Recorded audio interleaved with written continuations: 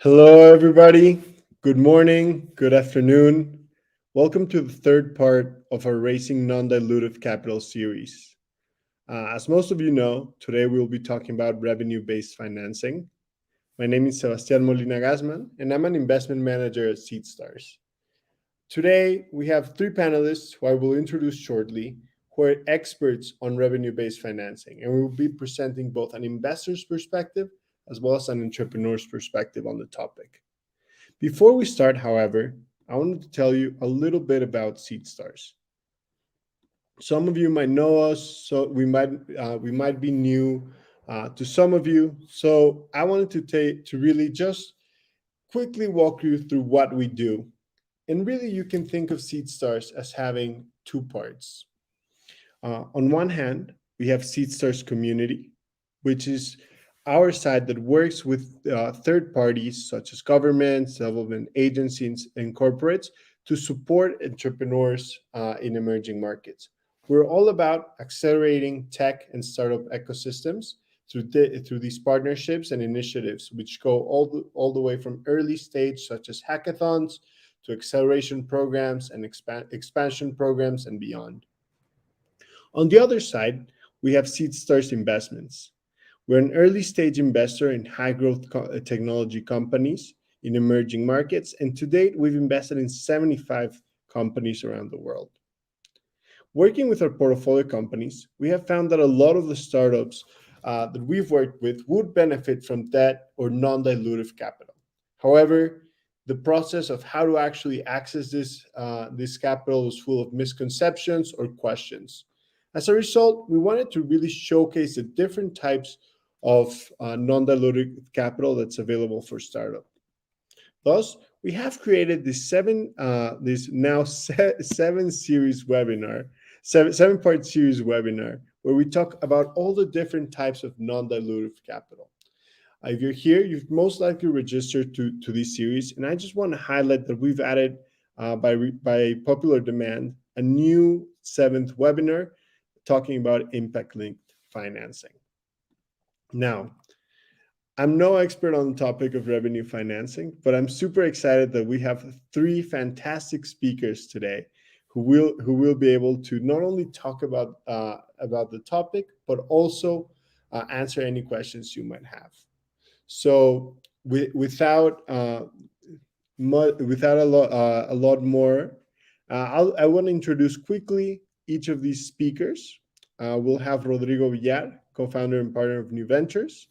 We'll have Sharda, who's a business development lead of coLABS, part of Gray Matters Capital. And we'll also have Samuel, who's the CEO of Samba Pride.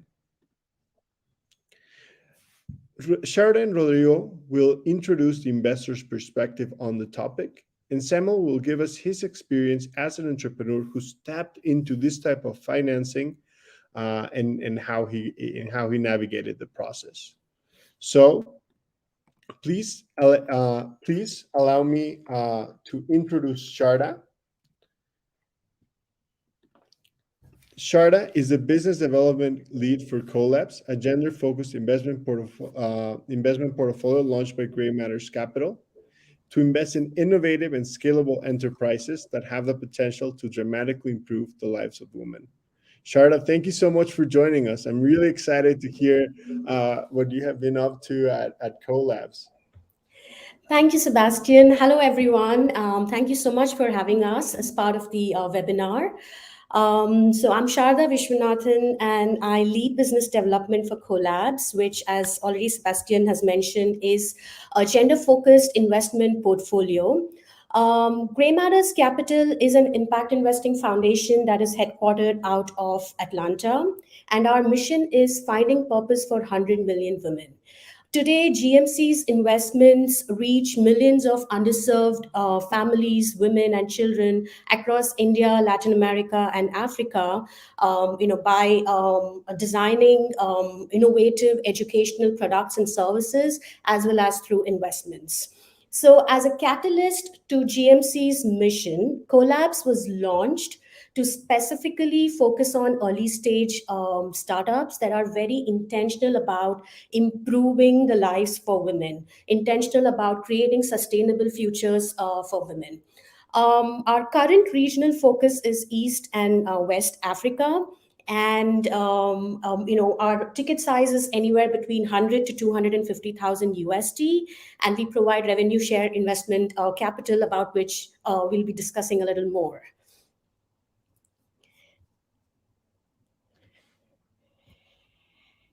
Maybe we Awesome. can. Thank you, Sharda. Fantastic. Can you maybe tell us a little bit about what's revenue-based investments for so we can set the stage? Absolutely. So, a revenue share investment or revenue based financing is a type of investment capital in which the investors make investment in exchange for a percentage of monthly, quarterly revenue. So, you could say it's kind of a royalty model wherein we take the top line revenue and not net profit. And usually the repayments can be done on a monthly, quarterly, or half yearly basis. So at coLABS, maybe we can go to the next slide. So at coLABS, we our terms are 5% of top line revenue per quarter for a period of 5 years, or until we have received the agreed upon return. And in terms of the agreed upon return, the way we define it is three times the investment amount. So just let me give you an example.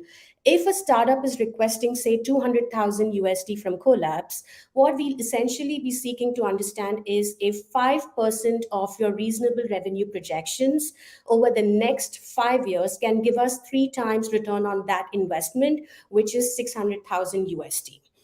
And we disburse the funding in agreed upon tranches that track both operational impact and financial milestones. And usually the repayments commence 12 months from the date of investment. And GMC will also have, as part of the agreement, GMC will also have the option to convert to equity if the startups raise or close an external equity financing round for 500,000 or above. So these are the very basic terms that we deploy as part of our revenue share approach. Fantastic, super interesting, and thank you. This is very clear, and I can already see, some interesting differences with the rest of the tools that we've presented in the other webinars. So I'm excited to really dig into that. Can you tell us maybe a little bit more about who uses this, as well as the advantages? So usually businesses that have the potential to generate predictable cash flow and high profit margins kind of consider revenue share.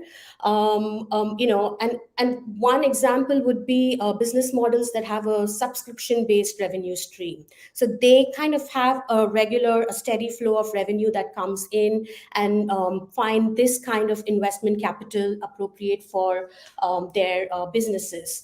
What we've also seen is businesses that have significant capital expenses usually take longer to generate positive cash flow, and hence might not find revenue share as the most appropriate investment capital for their businesses. So that's kind of in terms of what businesses might approach this as the appropriate investment.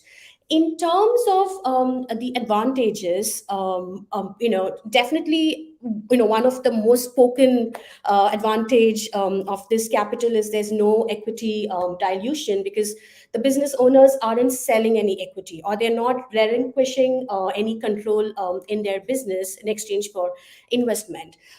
Secondly, I think, again, there are no personal guarantees or collaterals required, as is needed in traditional debt financing. And lastly, flexible repayments as opposed to fixed amounts.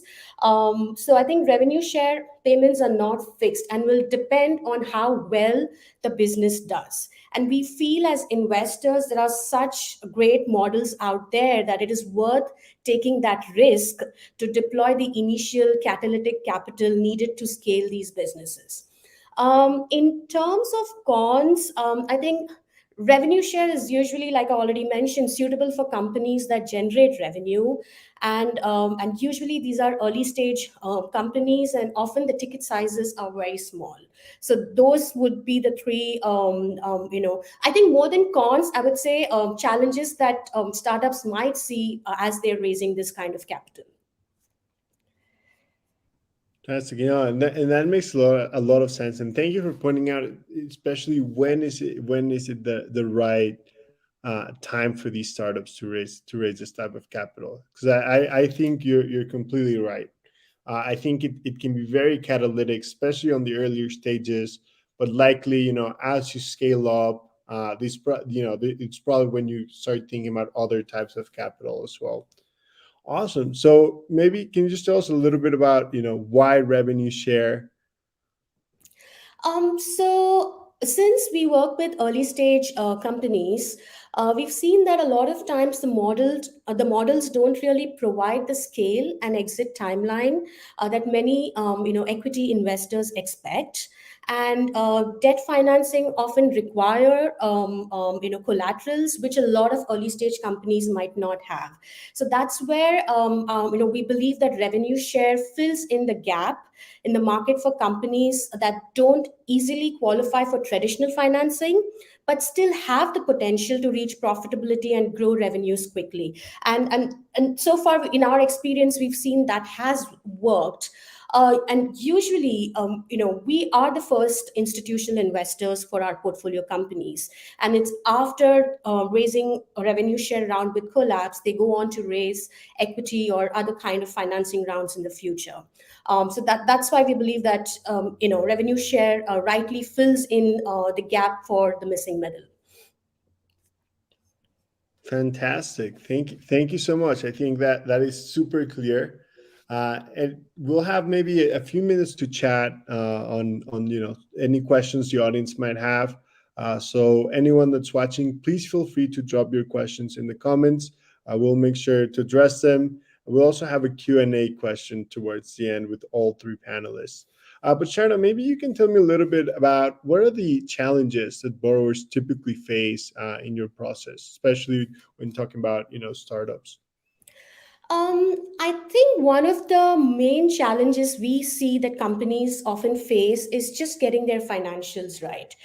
Again, because they're early stage companies, a lot of times they don't have a dedicated finance team in place. So they might not have the complete financial documents that we need for our analysis. And oftentimes they're not able to, show the financial model because again, early stage companies, a lot of times when they participate in different programs, they have external support that helps them build the models. So they might not have the same person address the questions we might have. So I think that's in terms of just having the capacity is a major challenge that we've observed. Fantastic. So it's mostly on the team side, and what kind of profile do these individuals normally have that you can have these conversations, especially if a team's thinking about tapping into this type of capital, who should they bring on board? So we completely understand that the startups might not have responses to all our questions, but they need to at least be aware that these could be potential challenges, or these are the questions that might come up when investors are reviewing the financial documents or the financial model.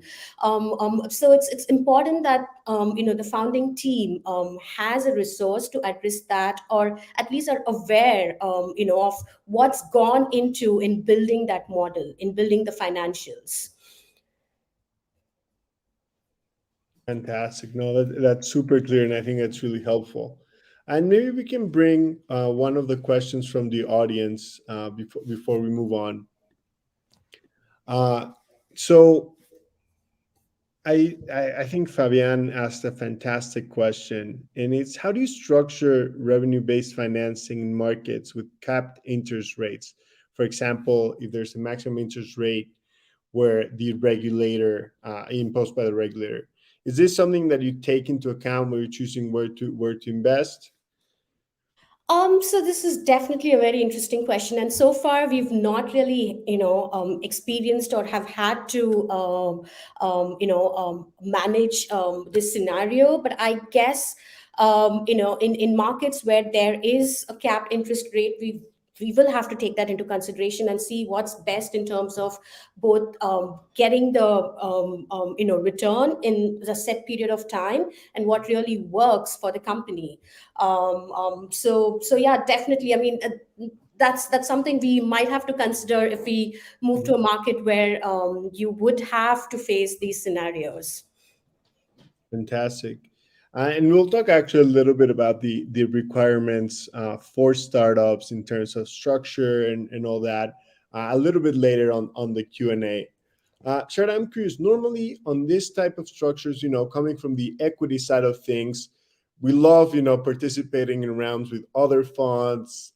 It's kind of like you see all these cap tables with all these investors in them. How does it work on revenue-based financing? Are you normally the only lender for this type of structure? Do you bring other people in? How does it work?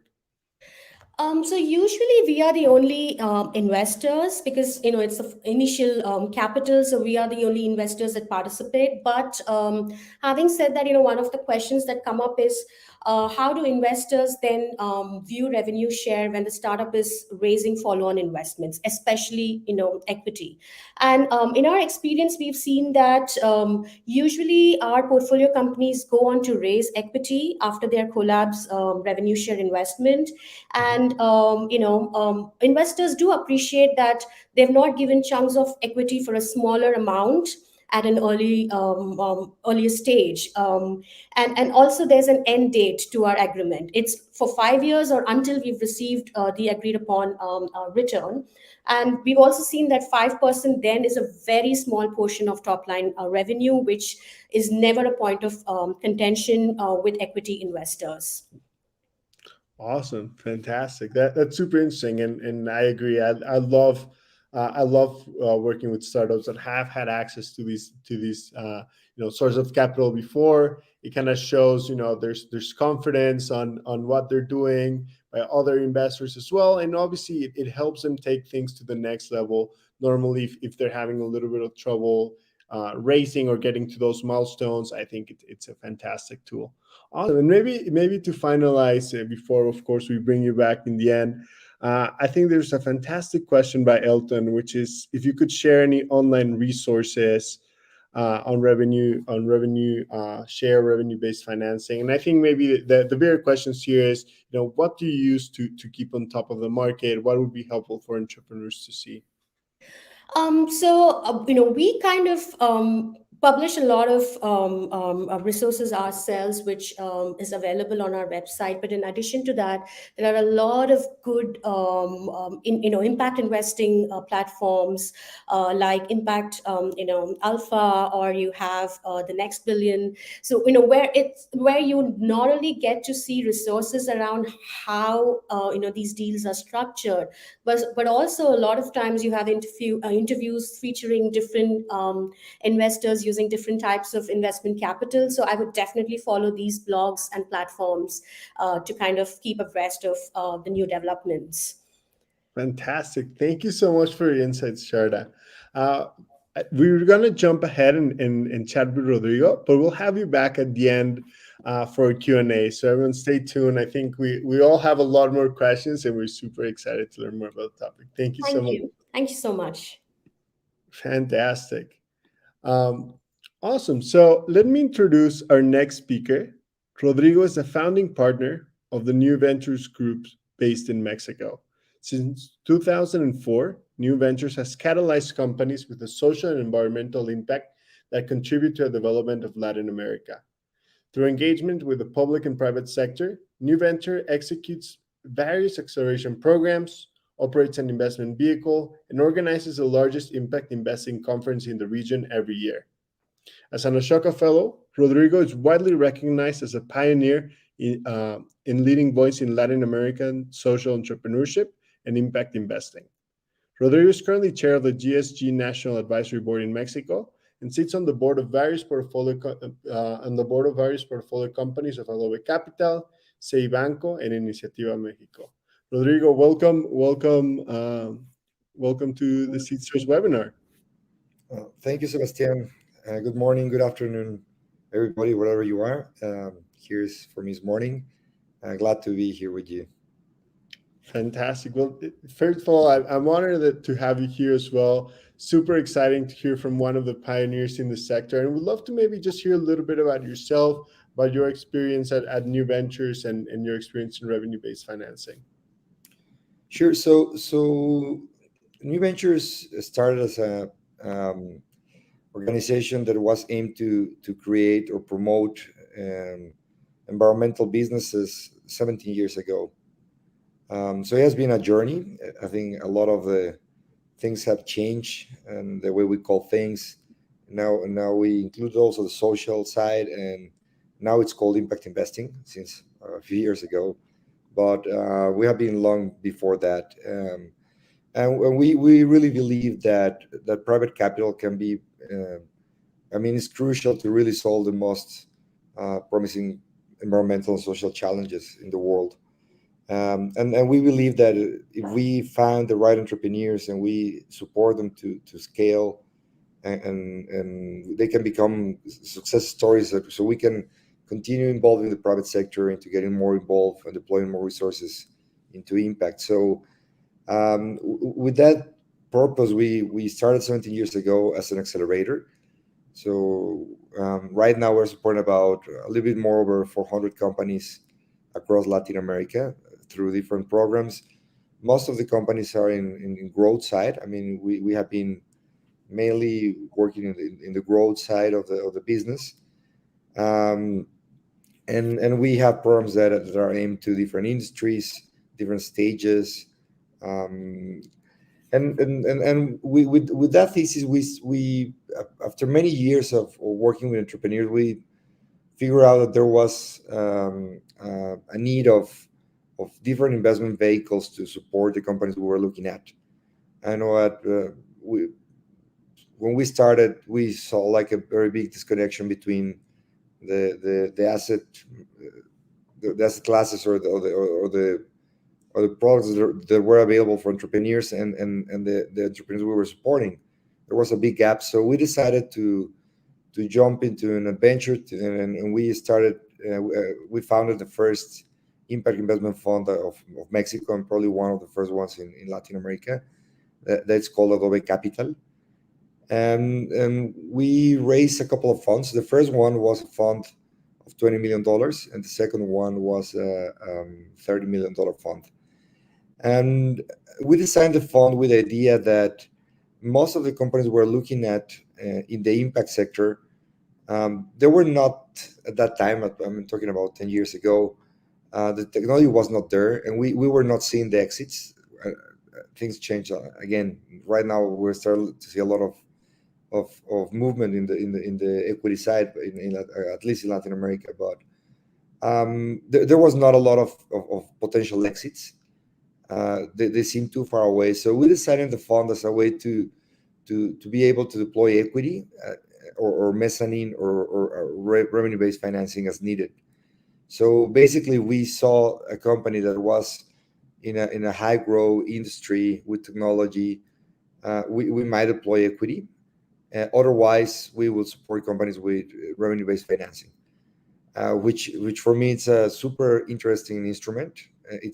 I see many more companies in that side that are really good companies that are growing fast, but probably not as fast to become a unicorn. But they have high growth, high impact, and a high profitability. So we designed Adobe Capital as a way to promote that. And the news there is that I actually sold my equity stake to a Canadian asset management about 3 months ago. So I'm not longer in Adobe Capital, but I can tell the story about that, how we found it, and how we deploy the resources. new ventures still available for entrepreneurs that are interested. Happy to contact with them directly, or you can contact them as well. So, and the second thing is that we a few years ago we started another company. It's called Walla, which is not a fund. It's not an equity fund. It's more like a financial company where we provide debt. But actually, we designed Walla with all the learnings we had with Adobe Capital in terms of the revenue-based financing mechanisms. But we actually kind of reloaded with technology and different things to be able to deploy very fast resources. Of course, there are smaller tickets right now, but actually we're deploying many more deals to startups in Mexico. So so that's a little bit of new ventures. And well, I was telling Sebastian and the other panelists that we just launched another fund. They just aim to fund the startups in Colombia. It's called New Ventures Capital. It's not here because it's very new, but we're going to be investing in companies, in startups in Colombia. That's going to be early stage. That's going to be technology, and that's going to be equity. So it has another meaning, but that's another arm of that we created. So can you go to the next slide, please? Awesome. Yeah, and thank you for sharing. Congratulations, first of all, on the new fund. That's super exciting. Yeah, super excited to hear more about your experience on revenue-based financing and using Adobe Capital maybe as a case study. Sure. So I have here this slide. It's very easy to understand. So it's very similar to what Sharda and Gray Matter Capital is doing. The RBF, the way we created is that we were investing tickets around our average ticket size in Adobe Capital. It's about $3 million. So there were actually bigger tickets. We were looking for companies. It's not a rule, but we kind of have a rule of thumb that we call it, that we could invest probably 1 times revenues. So the company we wanted to deploy $3 million. We needed the companies to have revenues of at least or something similar to that amount of money. So we structure the deals as debt, and we have the right to convert in different cases to equity. So we don't have any guarantees. Or guarantees was the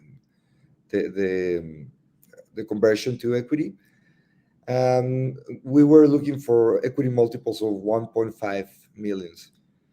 So sorry, 1.5 times the equity multiple.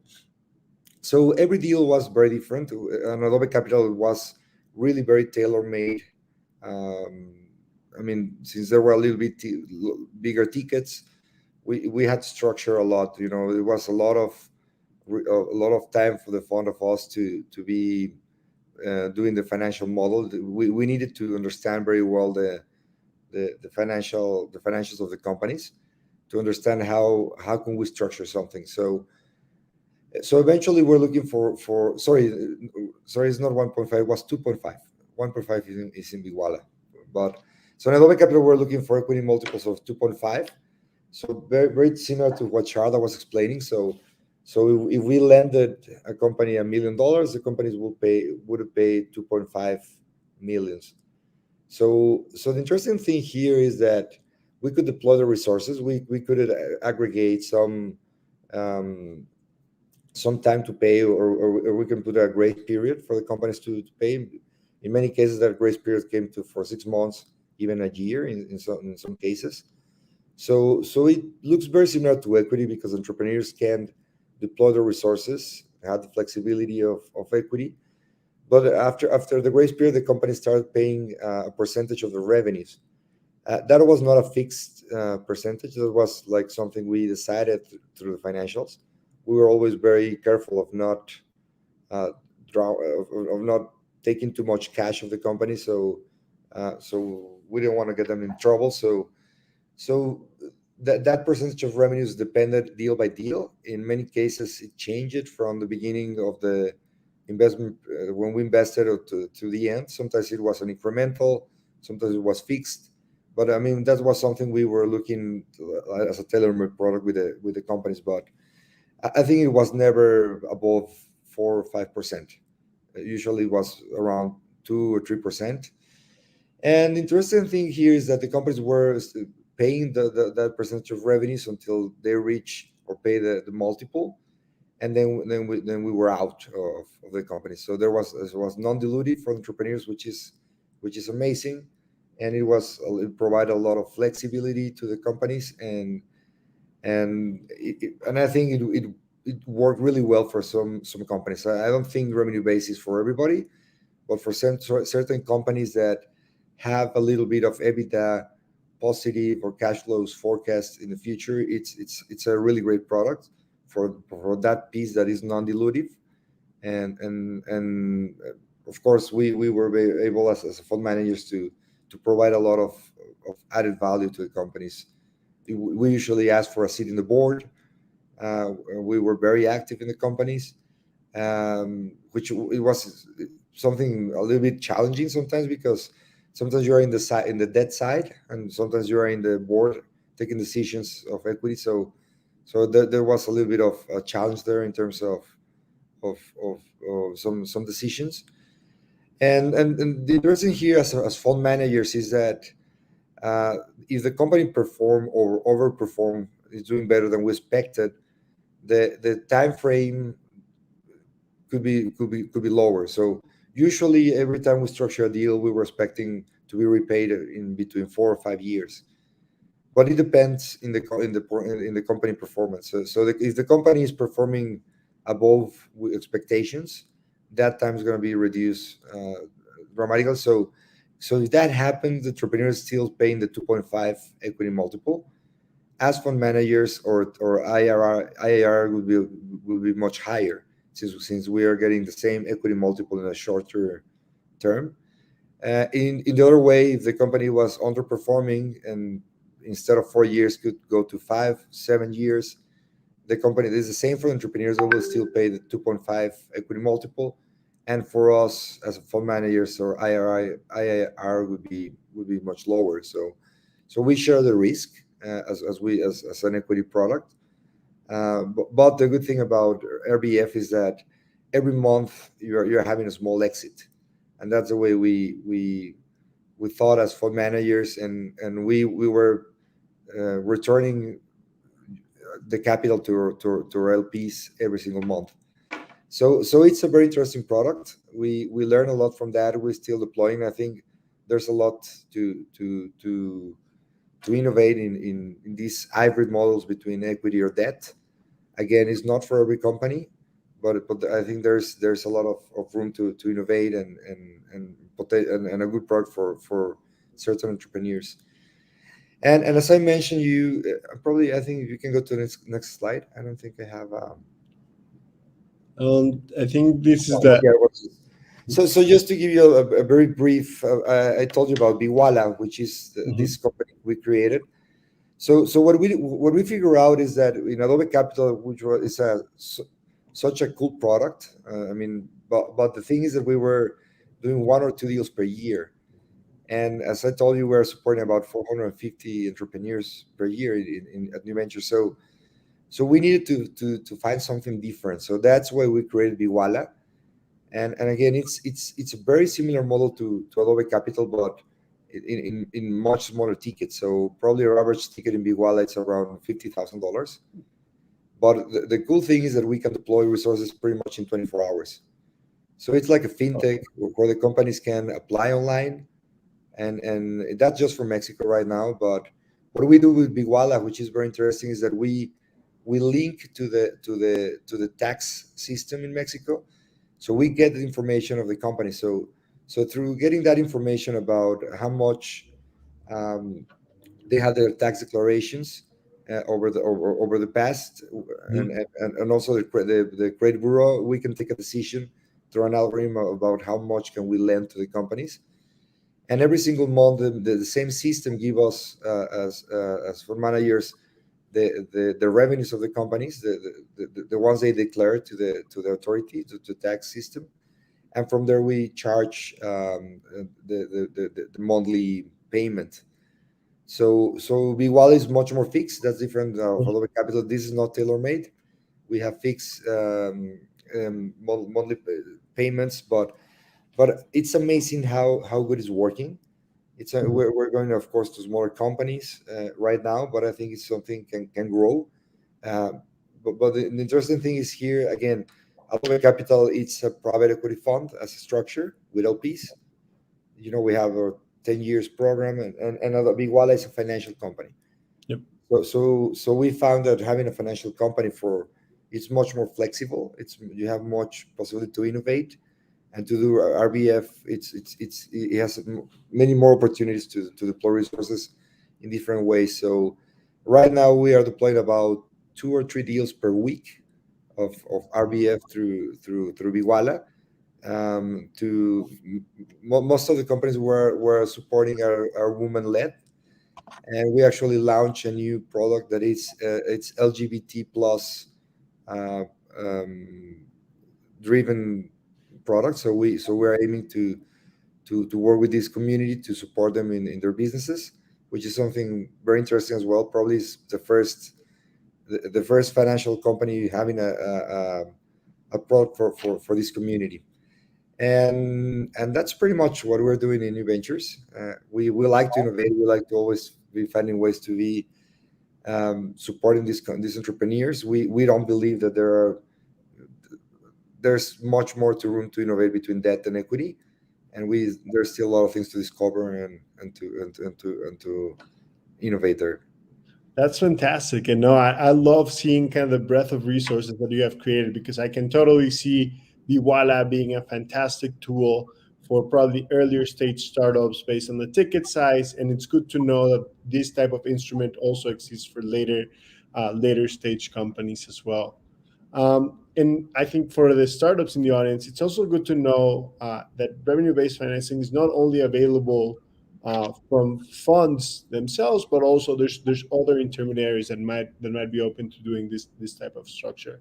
So Rodrigo, before we move on, just very quickly, would love to, maybe you mentioned that it's not for everyone. So maybe if you could just tell us quickly, you mentioned cash flows. What other characteristics are important for companies that want to raise revenue-based financing that makes them a good fit? So I think revenue-based, what happened to us with Adobe Capital in many cases is that when we had super successful companies, they usually didn't finish the term we were expecting because they usually repaid. I think revenue-based financings tend to be a little bit more expensive than traditional debt. So if a company has potential to raise debt, in some cases RBF or revenue-based financing could be a little bit more expensive, and it is a little bit more expensive by nature because it has a lot of more complexity into. Sometimes you don't have a guarantee. For example, in Adobe Capital or collateral was the equity of the company. With Big Walla, we don't want to have that because it's something more massive. So you don't want to start getting small ticket of hundreds of companies. So we don't in Big Walla, we're looking for more traditional collaterals. So there are companies that doesn't have that. And I love what Sharda is doing in Great Matters Capital in terms of investing in startups. For us, investing in startups that didn't have that were very early stage, it was really hard. So we were looking for companies in Adobe Capital. The focus were companies that were close to cash flow positive, or at least you have that on your plans, or very close to be cash flow positive. We were not able to do very early stage. I mean, we needed to have some vision about the cash flows of the companies. So we were not in Adobe Capital. We were not getting to the early stage. In Viguala, we are going to early stage, but it's different product and different companies. So we're going. Most of the companies we're funding with Viguala are a little bit more traditional companies. Yep. It's not the unicorn that develop technology and they're gonna wait 2 years until they have more cash flow. So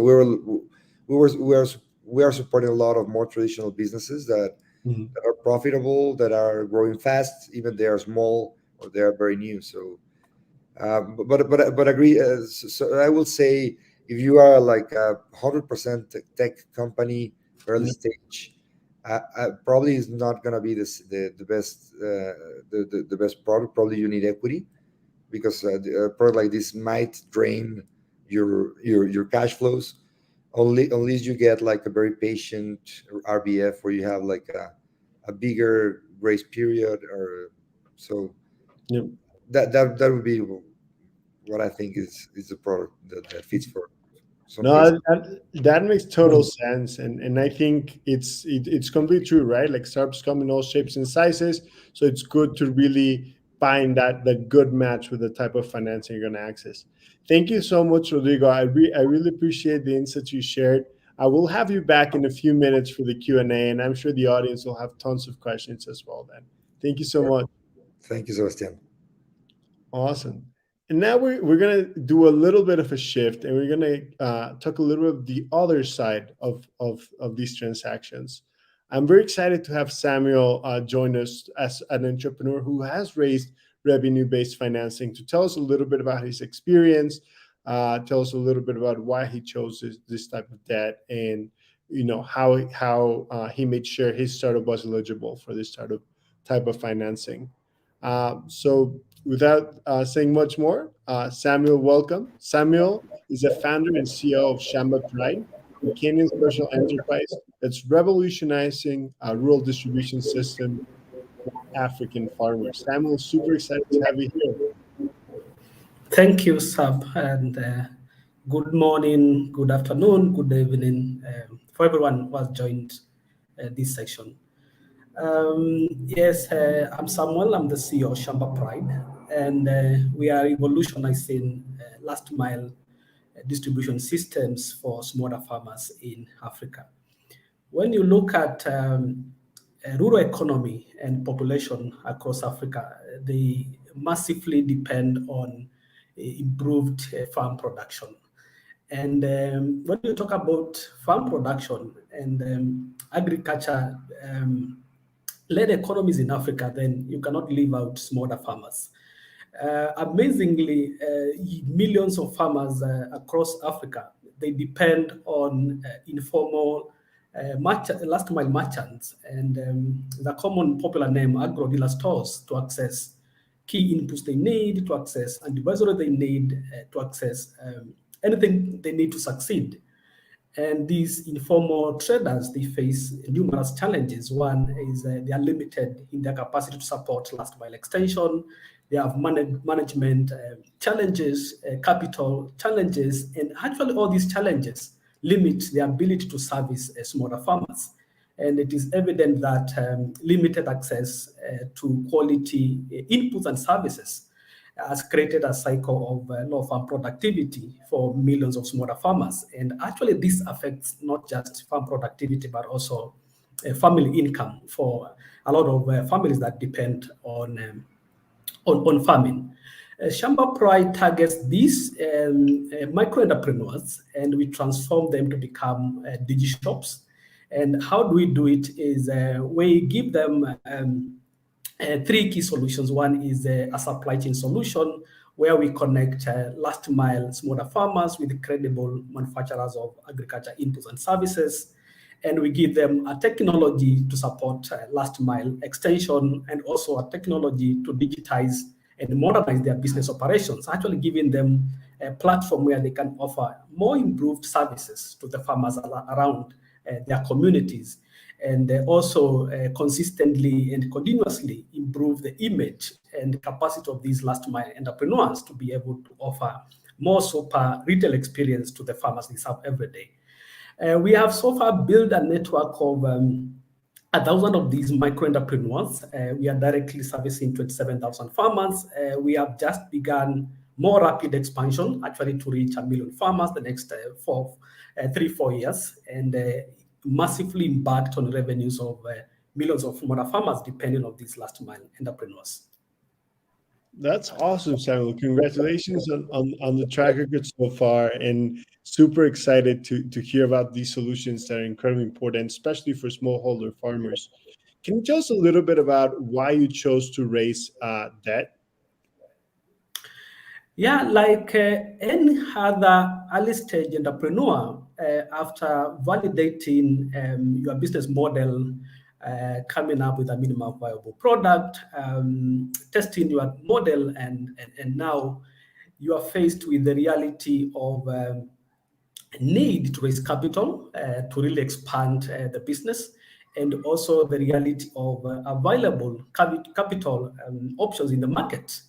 And when you look at debt and other options of capital for early stage startups, actually debt looks more favorable in terms of threshold. And it's evident that at very early stages of building a business, a startup, there's always a gap in terms of the available options, in terms of funding of available options. The further you scale your business, the further you scale your impact, your business, and demonstrate more results. And then that continuously opens the opportunities for potential partners. And actually, for us, we got to that position where we needed to raise capital after validating our business model. And debt came up as one of the best options, actually, and came up because of a number of reasons. One, it gave us an opportunity to scale what we thought is a fantastic solution impacting smaller farmers across Africa, and also giving us for debt, giving us opportunity to remain in control of a business that we love, and actually build it further, strengthen it more, and actually invite investors when we have a bigger valuation, actually, instead of shedding that off much earlier. And actually, there's a lot of advantages for really running for debt as an early stage entrepreneur. Awesome. And can you maybe walk us through the actual instrument you raised? Can you walk us through the structure? My understanding is you actually work with coLABS with Sharda. Yeah, coLABS is fantastic. Actually, they target entrepreneurs like Samba Pride, who have a strong focus. We also have strong focus in impacting women and girls. So for our debt instrument, specifically was revenue share. And for us, revenue share brought a number of advantages. For example, I think any entrepreneur, when you are trying to think about debt, and then collateral comes in mind. And the good thing with the revenue share, then you don't have to think about collateral. You only need to demonstrate predictable top line and bottom line revenues for your business recurring year by year. And actually, that really is convincingly enough for you to secure revenue share.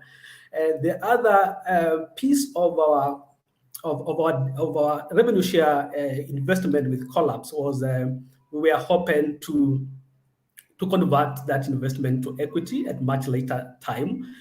Also, having very flexible payment terms. Yes, it comes with asset return.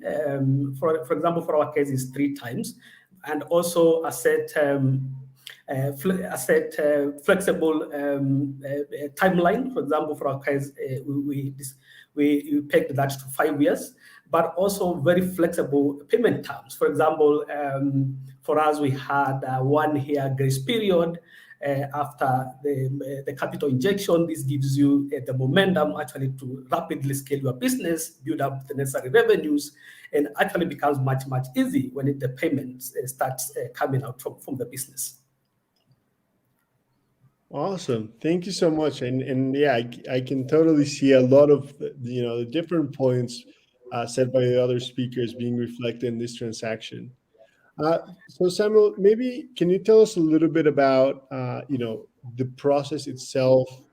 How long did it take you to really not only get access to this to structure, but kind of negotiate the terms, etc.? So the process was quite quite clear and predictable from right away from application to the final stage, that is the pitching stage, to the committee stage. Very, very clear process and predictable. On the side of the business, you only need to have a clear demonstration of your financials, how your revenues will grow. And actually, the other thing I did mention for revenue share is it comes with what I call shared success. And shared success, I think, for me, GMC coLABS really takes this very, very seriously. Because on top of capital, they also strongly support the entrepreneur and the business to build capacity. And actually, that's part of now sharing the success of the business in the year 1, year 2, year 3, year 4, year 5. It also comes with a lot of network connections, actually, including even building up your local and international visibility. I think we have really benefited a lot from that kind of partnership. So the process was very clear, very predictable from one stage to the other. And actually, for us, immediately after we are done with the pitch stage, we got the first payments actually within a month. And the good thing is that with revenue share and for GMC, they normally peg their payments to specific milestones. And for me, these milestones are very important because they also push the entrepreneur, they push the business actually to achieve much, much more when the payments are tied to both impact and business specific milestones.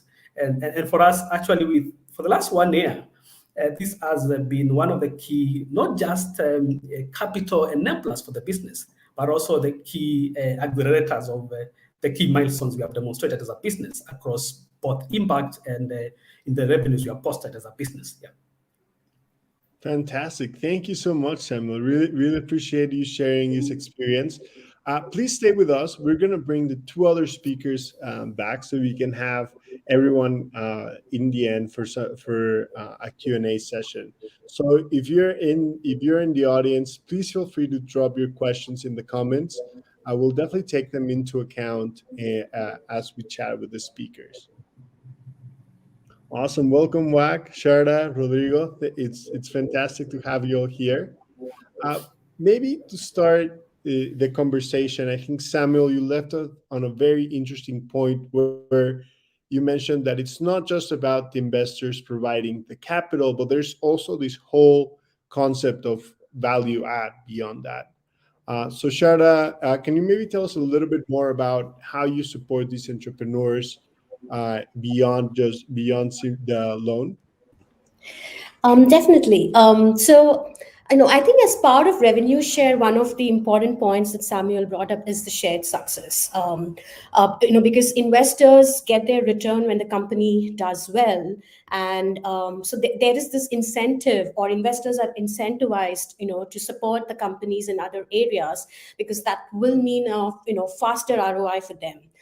So at coLABS, in addition to the investment itself, we also provide technical assistance and strategic guidance to our portfolio companies. So as part of the technical assistance, we help them formalize their advisory board, and also require that we appoint one of the advisors to the board.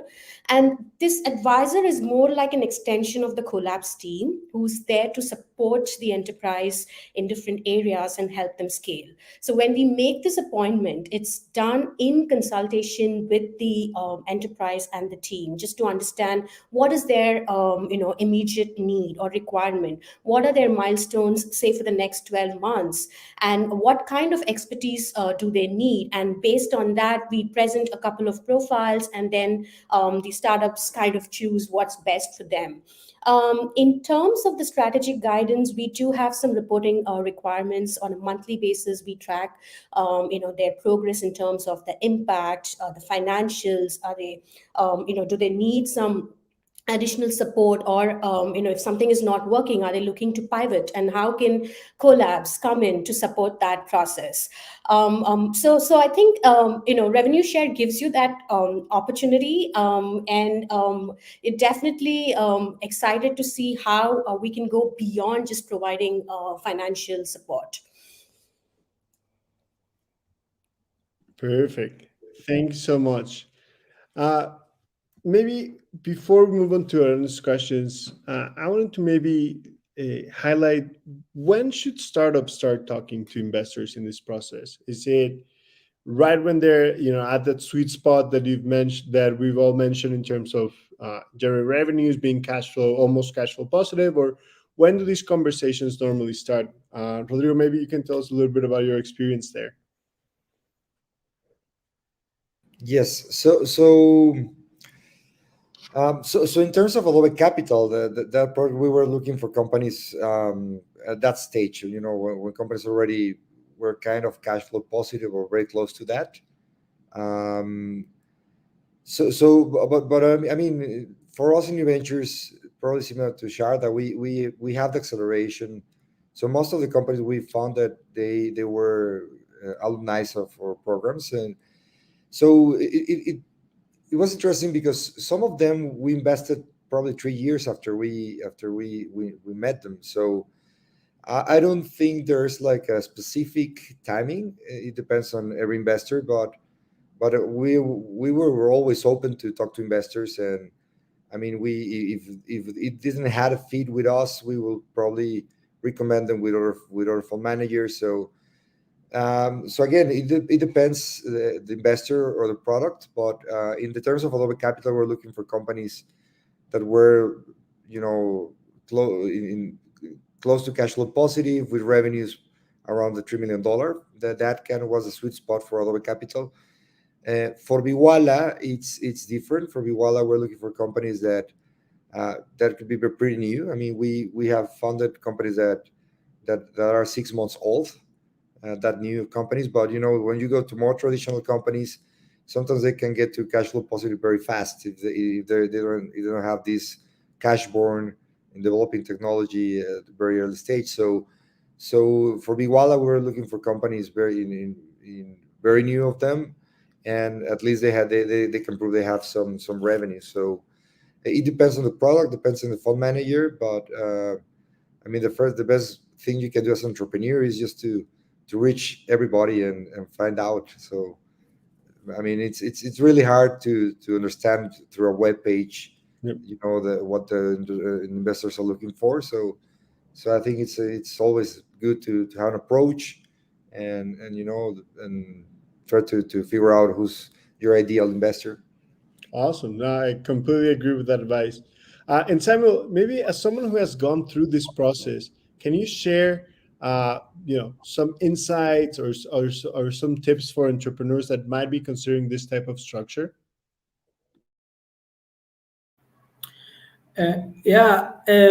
So when entrepreneurs start thinking about raising capital, and again, back to the same question we asked before, whether there is best time for entrepreneurs to go out to the market and look for capital.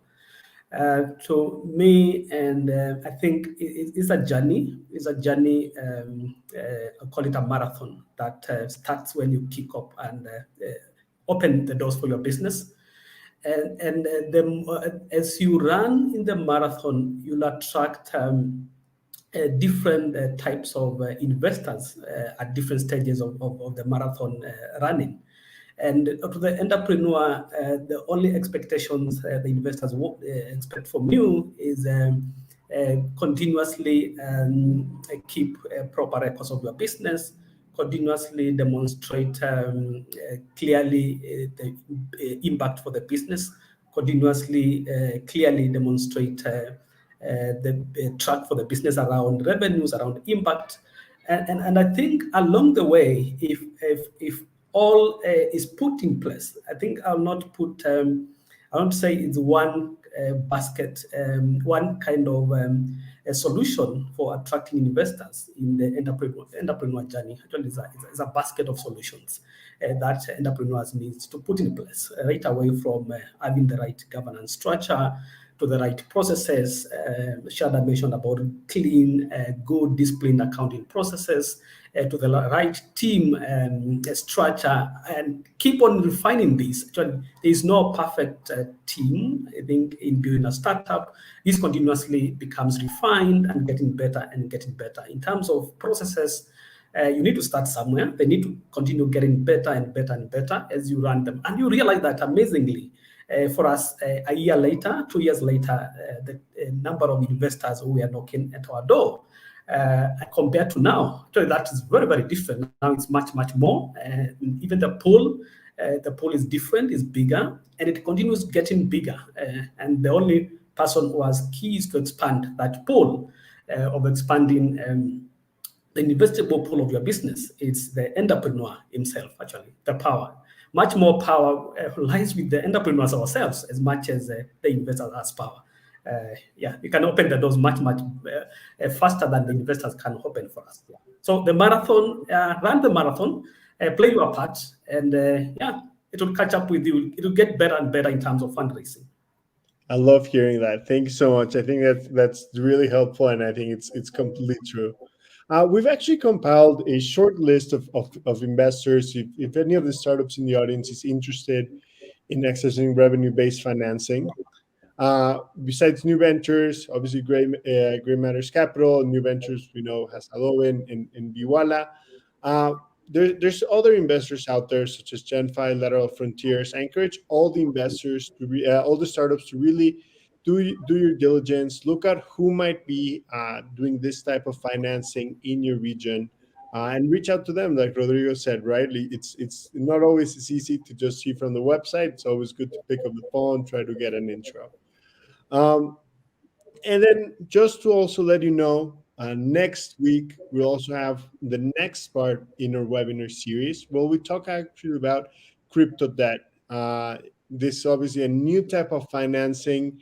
We're really excited to have one of the pioneers in this field as well, Goldfinch, as well as one of our portfolio companies, Quick Check, who has, is present in this area of financing. So stay tuned if you're interested in crypto loans. I know there were some questions about it in the audience. Super exciting webinar on next Thursday. And with that, I just want to wrap up. Thank you all. Thank you, Sharda, Samuel, Rodrigo. We really appreciated your time. And I think the information you shared about your experience in the revenue-based financing space is incredibly insightful. And I'm sure it will be very helpful for the entrepreneurs in the audience. Thank you. Awesome. Thank you very much. Thank you. Really appreciate it. Thank Fantastic. you. Thank you, everyone in the audience. We'll wrap up here, and please, the recording will still be available on YouTube, and please feel free to keep engaging and reach out with any questions. Have a good one. Thank you.